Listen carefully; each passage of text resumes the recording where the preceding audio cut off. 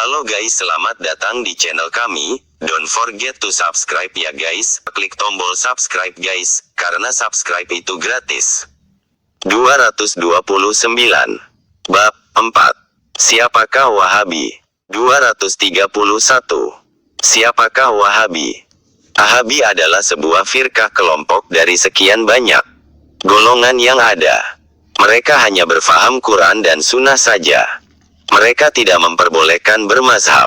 Keistimewaan Wahabi dari kelompok lain, biasanya ada dua, yaitu: pertama, mereka meyakini hanya kelompok merekalah yang benar.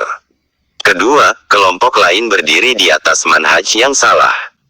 Ini merupakan sebuah kepastian bagi mereka, karena mereka mendoktrinkan kepada muridnya agar tidak membaca buku lain, selain buku mereka.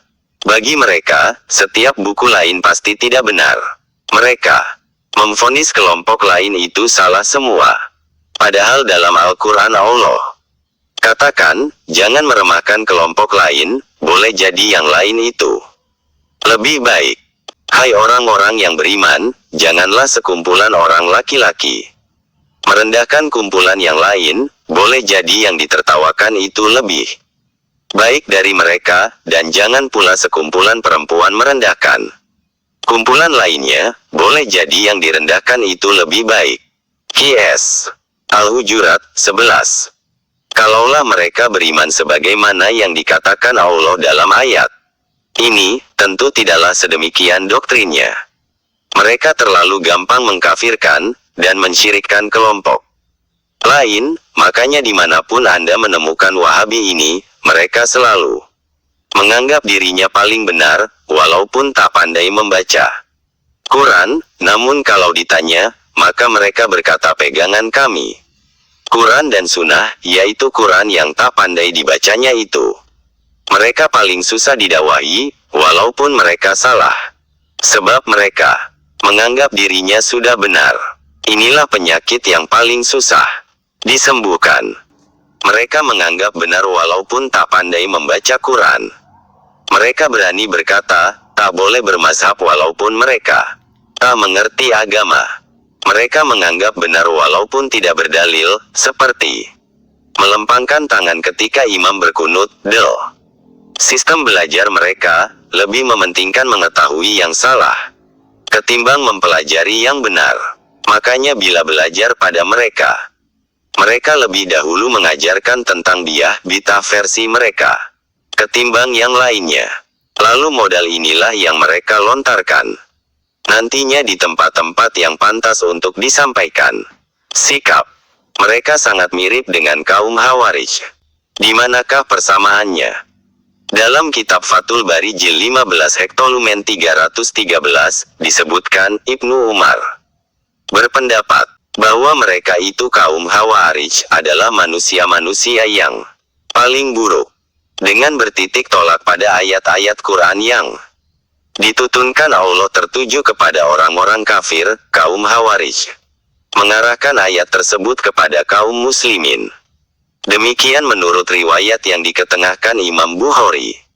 Imam Abu Ya'la mengemukakan sebuah hadits yang berasal dari Huzaifah, bahwa Rasulullah petik terbalik pernah menyatakan, yang aku khawatirkan atas kalian adalah akan adanya orang membaca Al-Quran hingga dilihat orang lain kebagusannya. Ia berbaju Islam, kemudian tertanggal lalu dicampakkannya ke belakang punggungnya. Dan selanjutnya ia mendatangi tetangganya sambil membawa pedang dan menuduh sebagai musyrik. Aku, Huzaifah, bertanya, ya Nabiullah, manakah yang lebih tepat disebut musyrik, yang dituduh atau yang menuduh? Beliau menjawab yang menuduh. Dalam sebuah hadits dari Abu Sa'id Al-Khudri, Rasulullah petik terbalik bersabda, sepeninggalanku kelak, akan ada sekelompok orang yang membaca Quran tidak melampaui tenggorokan mereka. Mereka membunuh pemeluk-pemeluk agama Islam dan membiarkan para penyembah berhala. Mereka itu orang yang jauh menyimpang dari rel agama. Demikian jauhnya seperti anak panah yang tidak mengena pada sasarannya. Sekiranya aku mengalami mereka, pasti akan kuperangi mereka sebagai orang yang durhaka. Hari Imam Bukhari dari Abu Sa'id Al-Khudri. Imam Bukhari dan Muslim meriwayatkan hadits berasal dari Ibnu Umar. Rasulullah petik terbalik mengatakan, barang siapa yang mengatakan, hai kafir, kepada saudaranya, kata-kata itu terpulang kepada salah satu keduanya. Jika tidak, maka kata-kata itu kembali kepada yang mengucapkannya. Imam Bukhari dan Muslim juga meriwayatkan hadits dari Abu Hurairah. Rasulullah petik terbalik bersabda, barang siapa yang memanggil seseorang dengan sebutan, hai kafir, atau dengan musuh Allah, padahal orang yang dipanggil tidak seperti itu, maka panggilan itu terpulang kepada dirinya. At-Tabarani dalam Al-Kabir mengetengahkan sebuah hadits berasal dari Abdullah bin Umar dengan sanad yang baik bahwa Rasulullah petik terbalik memerintahkan, tahanlah diri kalian, jangan menyerang orang ahli la ilaha illallah, yakni orang muslim, janganlah kalian mengkafirkan mereka karena suatu dosa.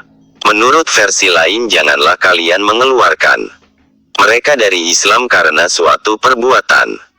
Islam sekarang ini terbagi menjadi beberapa aliran. Di antara aliran tersebut, ada yang mayoritas dan yang minoritas. Kita tidak lagi membahas sekian banyak aliran itu, sebab Nabi mengatakan, jika kalian melihat perselisihan, maka ikutilah golongan yang mayoritas. Hadits-hadits yang seperti ini ditemukan dalam beberapa riwayat. Di antaranya adalah 1. Riwayat dari Anas bin Malik, beliau berkata, Rasulullah bersabda, sesungguhnya umatku tidak akan sepakat dalam kesesatan. Apabila kalian melihat perselisihan, maka ikutilah golongan mayoritas. Hari Ibnu Majah 3950. 2. Riwayat dari Sayyidina Umar, Rasulullah pernah bersabda, Allah tidak mengumpulkan umatku atas kesesatan selamanya. Pertolongan Allah selalu atas golongan terbanyak. Ikutilah golongan terbesar, karena orang yang mengucilkan diri dari golongan terbanyak berarti mengucilkan diri ke neraka. Hari Al-Hakim, Al-Mustadrak 1/115 Abu Nuaim Hiya Al-Auliya 3/37 Data Brani. Al-Mujam Al-Kabir 12/447 hadits ini bernilai hasan. Lihat, Al-Hafiz Al-Hitsami, Majma' Al-Zawaid 5/218. 3. Dalam riwayat Imam Baihaqi, Rasulullah petik terbalik bersabda, sesungguhnya Bani Israel bercerai-berai menjadi 71 aliran. Dan sesungguhnya umat ini melebihi satu aliran dari mereka. Semuanya akan masuk ke neraka kecuali golongan mayoritas. Hari Al-Baihaqi, Al-Sunan Al-Kubra 8/188. Dengan demikian kami nyatakan bahwa seluruh aliran itu sesat, kecuali yang mayoritas. Perlu diketahui adalah, di dunia ini, terkenal dengan Sunni Islam yang bermazhab dan Wahabi yang tidak bermazhab. Yang namanya Wahabi selalu melontarkan kata-kata kafir, syirik, bid'ah dan lain-lain kepada golongan Islam lainnya. Orang yang salat berkunut dibencinya, zikir berjamaah ditentangnya, wirid malam Jumat dibid'ahkannya, dan banyak lagi masalah benar lainnya yang dicacinya juga. Ulama kita bila berdakwah, mereka remehkan, bahkan tidak jarang secara sembunyi-sembunyi mereka membisikkan kata-kata sesat kepada ulama tersebut. Ini jelas pembunuhan karakter namanya. Kalau pembaca melihat kembali hadits di atas, kira-kira kelompok manakah yang dikatakan Nabi tersebut? Apakah kelompok Sunni atau kelompok Wahabiyyah? Andalah yang dapat menilainya.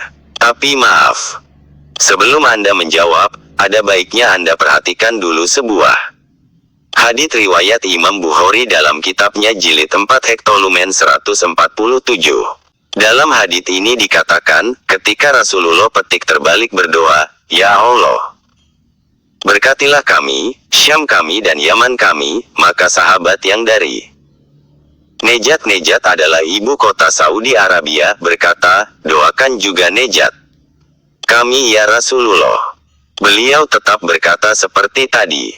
Ketika mereka memohon lagi agar Rasul mendoakan nejatnya, Rasul menjawab, di sana nejat maksudnya akan timbul goncangan, fitnah dan akan muncul tanduk syaitan. Fakta sejarah mengatakan, kampung halaman Muhammad bin Wahab adalah di Nejat, dan dari sana jugalah ajaran Wahabi dikembangkan. Apakah Anda tahu bagaimana cara Muhammad bin Wahab memulainya? Dia bersatu dengan Muhammad bin Saud untuk memberontak dan memerangi pemerintahan yang dipimpin oleh Syarif Al-Husain di bawah kerajaan Turki Utsmani. Kerajaan tersebut membolehkan 4 mazhab, dan setiap orang boleh menganut salah satu dari mazhab yang 4. Muhammad bin Wahab pentolan Wahabi, yang sekarang ini pengikutnya menjadi beberapa golongan yang kami tahu, yaitu Salafi, As-Sunnah, Muhammadiyah, MMI, Hidayatullah, MTA, dan mungkin banyak lagi golongan lainnya. Muhammad bin Wahab berusaha menghancurkan pemerintahan tersebut dengan cara menggoncang, memfitnah, dan menanduk fatwa ulama yang ada, dan segala macam cara ditempuhnya, hingga akhirnya berubahlah nama pemerintahan di daerah itu menjadi Kerajaan Arab Saudi, Saudi Arabia. Kebiasaan itu tidak berubah sampai saat ini, yaitu Wahabi selalu membuat goncangan di mana-mana, walaupun tidak semuanya. Sebagian mereka memfitnah ulama dan menanduk fatwa-fatwanya. Seperti apa yang dikatakan dalam hadits di atas. Maulid Nabi ditanduknya, tahlilan digoncangnya, ulama yang membenarkan kunut difitnahnya, dan banyak lagi masalah yang lainnya. Para pembaca yang berpikir, tolong pikirkan. Kalau hadits di atas ini bukan untuk Muhammad bin Wahab, tolong tunjukkan siapa gantinya. Karena hadits itu sahih dan bukan hanya terdapat dalam riwayat Imam Bukhari saja. Tidak mungkin Nabi petik terbalik berkata begitu kalau tidak ada pelakunya. Dan fakta itu bukan hanya berhenti pada Muhammad bin Wahab saja, tetapi hampir seluruh pengikutnya bersifat sama. Seperti Muhammadiyah misalnya. Mereka selalu menuding amalan yang dikerjakan oleh kaum kita, dan yang sangat mengherankan kita adalah kalangan yang tidak pandai membaca Quran pun ikut nyalahkannya, padahal ribuan ulama terdahulu mengamalkan dan membenarkannya. Coba perhatikan dan coba pikirkan. Kadang-kadang timbul sedikit pertanyaan dalam benak kami. Apakah ilmu untuk menyalahkan orang lain lebih diutamakan dalam kelompoknya ketimbang mempelajari Quran? Maaf, tidak semua Muhammadiyah yang kami tahu mahir membaca Quran, tetapi hampir semua Muhammadiyah yang kami tahu pandai menyalah-nyalahkan ulama Syafi'iyah. Apakah hal yang seperti ini benar-benar diajarkan dalam kelompok tersebut? Wallahu a'lam. Rasulullah petik terbalik bersabda dari Abu Hurairah bahwa Rasulullah petik terbalik bersabda, jika ada seseorang berkata, orang banyak sekarang ini sudah rusak, maka orang yang berkata itu sendiri yang paling rusak di antara mereka. Hari Muslim dari Ali bin Abi Thalib Rasulullah petik terbalik bersabda, apabila umatku telah melakukan 15 perkara maka bala pasti akan turun pada mereka. Maka sahabat bertanya kepada beliau, apa itu ya Rasulullah? Beliau menjawab, salah satunya adalah umat akhir ini mencaci generasi dahulu. Maka ketika itu hendaklah mereka menanti angin merah atau gempa bumi, ataupun mereka akan dirubah menjadi makhluk lain. Hari Turmuzi. Perlu diketahui adalah, kelompok Sunni jauh lebih banyak daripada kelompok Wahabi. Namun kelompok Wahabi selalu menuduh orang yang bukan Wahabi sebagai syirik, sesat bidah, dan lainnya.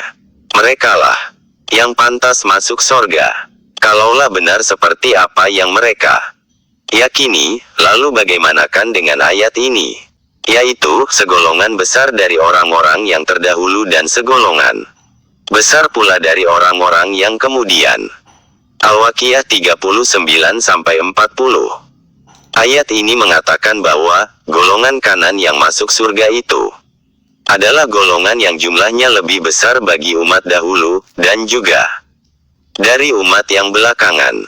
Dalam sebuah hadits dari Anas bin Malik, beliau berkata, Rasulullah bersabda, sesungguhnya umatku tidak akan sepakat dalam kesesatan. Apabila kalian melihat perselisihan, maka ikutilah golongan mayoritas. Hari Ibnu Majah 3950. Sayyidina Umar berkata, Rasulullah pernah bersabda, Allah tidak mengumpulkan umatku atas kesesatan selamanya. Pertolongan Allah selalu atas golongan terbanyak.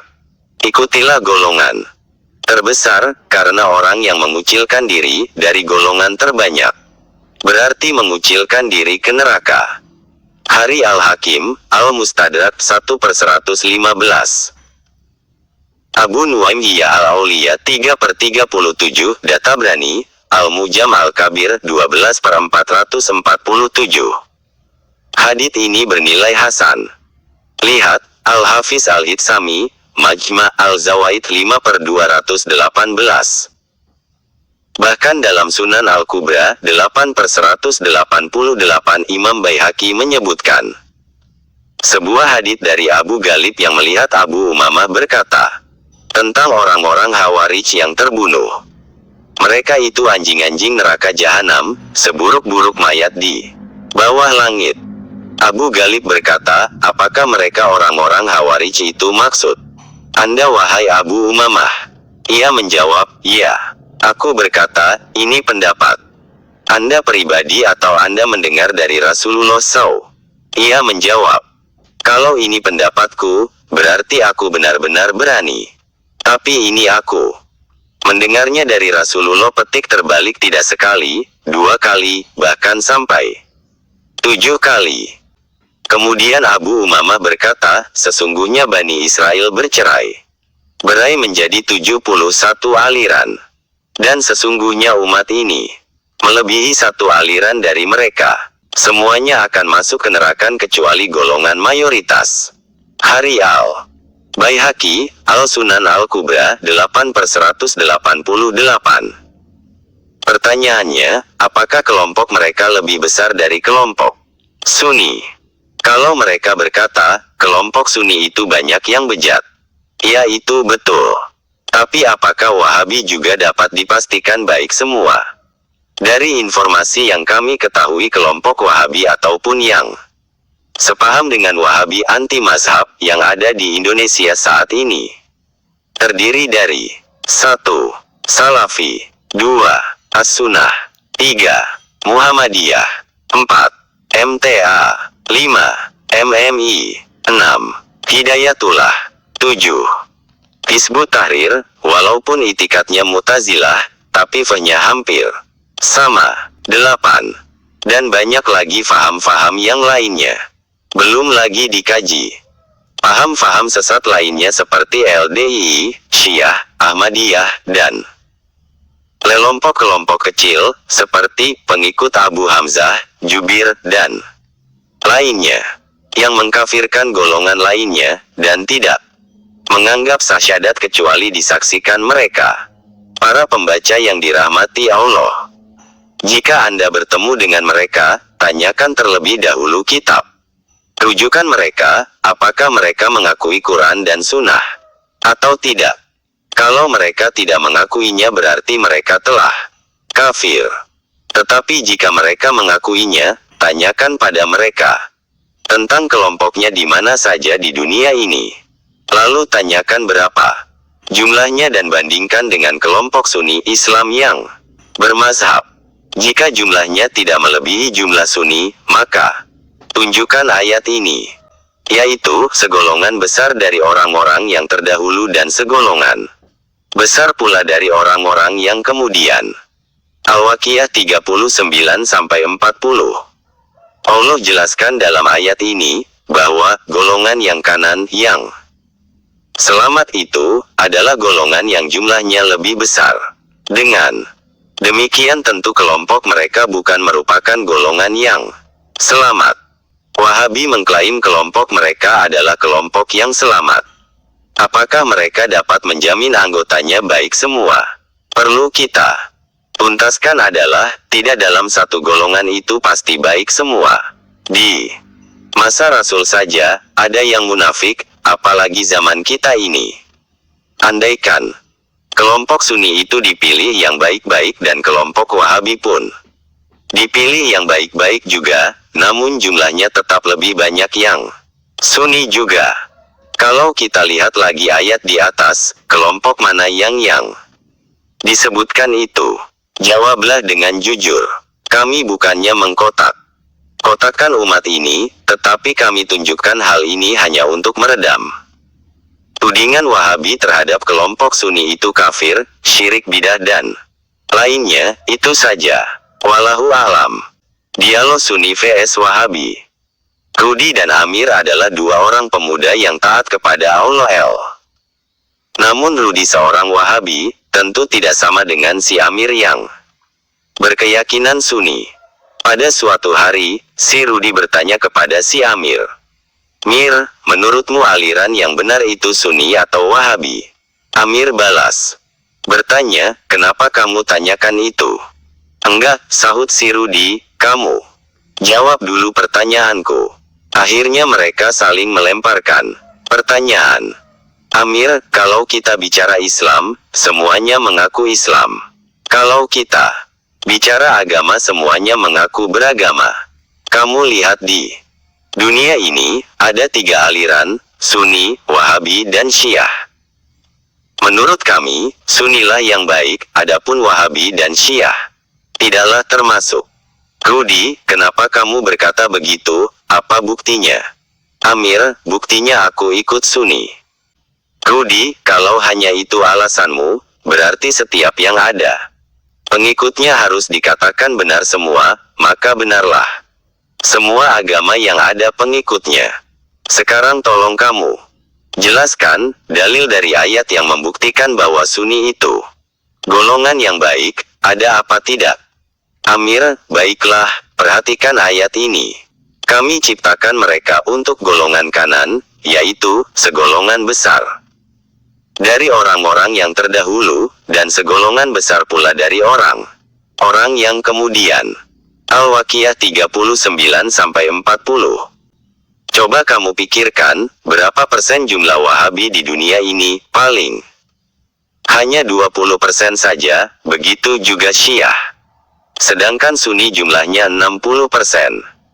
Berdasarkan fakta ini, manakah yang paling banyak, Sunni atau Wahabi? Rudi, ya. Aku mengakui jumlah Sunni jauh lebih banyak daripada Wahabi dan Syiah. Tapi jangan salah, dalam jumlah yang besar itu tidak baik semuanya, dan lagi pula belum tentu penafsiran ayat di atas seperti yang kalian maksud itu. Amir, kalau dikaji ke situ, kita harus fair adil dalam kelompok Wahabi, ada setannya, ada bajingannya, dan ada juga pencurinya. Tuh coba lihat yang di Arab sana, siapa yang memperkosa TKW yang dari Indonesia ini, Wahabi atau Sunni? Maka kalau dibersihkan semuanya tentu hanya tinggal 5%-an saja jumlah kalian yang baiknya. Begitu juga dengan Syiah. Nah, Sunni dari jumlah 60% dikurangi lagi. Karena di dalamnya ada pencurinya, ada pemerkosanya, ada juga bajingannya, maka katakanlah jumlahnya tinggal 20% lagi yang baiknya, toh masih banyak juga. Maka secara fakta, Sunni adalah kelompok yang paling banyak dari kelompok Islam yang ada. Dan berdasarkan ayat ini tentu Sunnilah yang golongan kanan. Nah, sekarang saya yang bertanya, apa dalil kalian tentang pengklaiman pengakuan bahwa kelompok kalianlah yang paling benar? Itu Rudi, kami tidak pernah berbuat bid'ah dan kami selalu mengikuti Al-Quran. Amir, kalau kalian mengikuti Quran dan Sunnah, mengapa kalian terpecah belah juga? Rudi, kami tidak terpecah belah, kami bersatu. Amir, kalian telah berpecah belah. Wahabi itu terbagi menjadi Salafi, Muhammadiyah, Hidayatullah, MTA, Majelis Tafsir Quran MMI, Majelis Mujahidin Indonesia, dan lainnya. Setiap golongan ini saling membanggakan golongannya. Ini fakta atau fitnah? Tolong jawab. Rudi, ini fakta sih. Amir, kalau demikian, perhatikan ayat ini. Maka hadapkanlah wajahmu dengan lurus kepada agama Allah. Tetaplah atas fitrah Allah yang telah menciptakan manusia menurut fitrah itu, tidak ada perubahan pada fitrah Allah.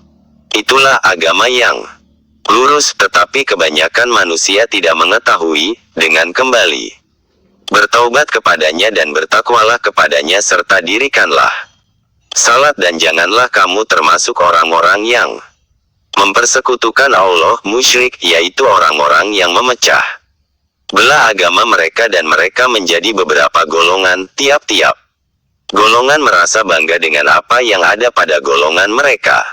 Ar-Rum 30-32. Dalam ayat ini dikatakan bahwa yang syirik itu adalah orang yang berkelompok dan setiap kelompok membanggakan kelompoknya. Kami perhatikan Wahabi ini bukan hanya membanggakan diri terhadap kelompok kami saja, tetapi dengan sesama kalian pun terjadi saling mengkafirkan. Kalau sesama kalian pun saling mengkafirkan, berarti jumlah kalian semakin sedikit yang selamatnya. Berarti semakin jauh lagi dari kriteria ayat di atas tadi. Coba kamu perhatikan, Sunni tidak bersifat seperti kalian itu.